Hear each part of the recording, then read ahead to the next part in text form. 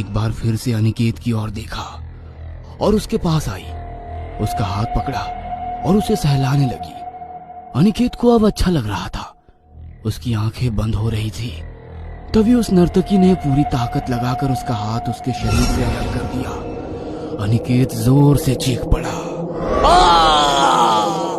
लेकिन नर्तकी उसकी चीख की परवाह किए बिना उसके हाथों को चबड़ चबड़ करके खाने लगी। उसका सुंदर चेहरा उस समय बहुत ही भयानक लग रहा था। नर्तकी ने एक बार फिर से अनिकेत की ओर देखा और उसके दूसरे हाथ को पकड़कर खींचने लगी। इस बार अनिकेत दोगुनी आवाज के साथ चिल्लाया, साहब, साहब क्या हुआ साहब? आप इतनी जोर से क्यों चिल्ला रहे हैं? अनिकेत का बूढ़ा नौकर उसके कमरे में खड़ा उसे हिलाते हुए जगा रहा था। अनिकेत ने अपनी आंखें खोली। उसके चेहरे पर पसीने की बूंदें ऐसे दिखाई पड़ रही थी जैसे कि उसने पानी से अपना चेहरा धोया हो। उसके दिल की धड़कन उस समय धड़क ही नहीं रही थी, वो तो एक शोर में बदल गई थी।